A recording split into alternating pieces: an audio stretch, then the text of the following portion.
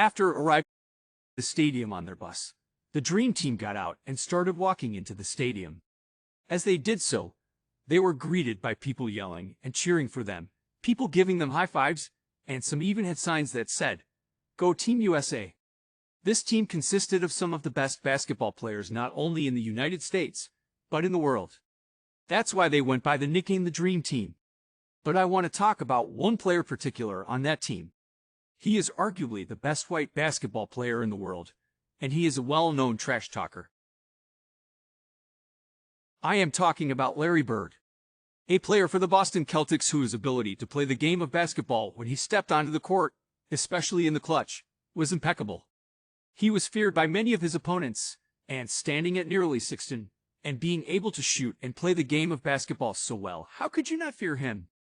That night when Larry got put in and stepped on the court, there was something different about him that night. He wanted blood.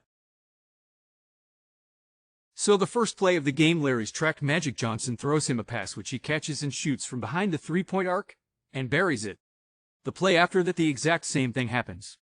Larry was on a rampage, where just in 5 minutes on the court he had 21 points. He couldn't be stopped. He was hitting tough jump shots and making incredible passes.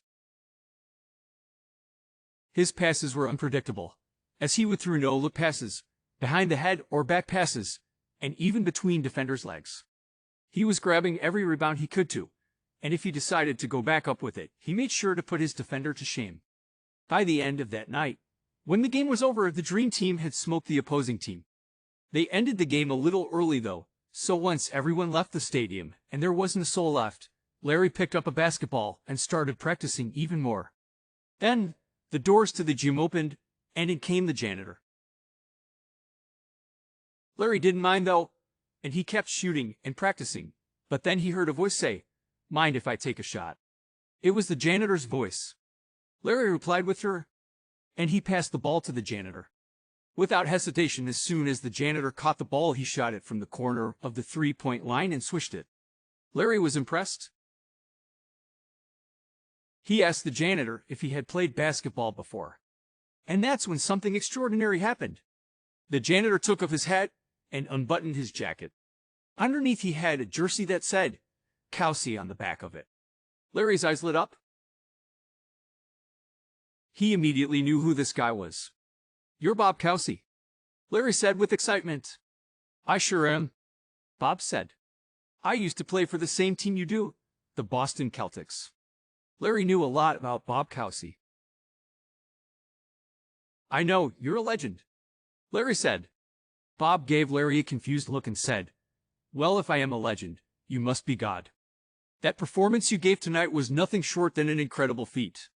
Larry was shell-shocked. He couldn't believe Bob Cousy was congratulating Larry in an empty stadium in a janitor outfit. He didn't know what to say, so he just told Bob, "Thanks." Then the bus got here and Larry told Bob he had to go. Bob waved him goodbye, and as Larry walked down the hallways looking at all the fascinating trophies and plaques, he thought to himself, "That's an experience I won't ever forget."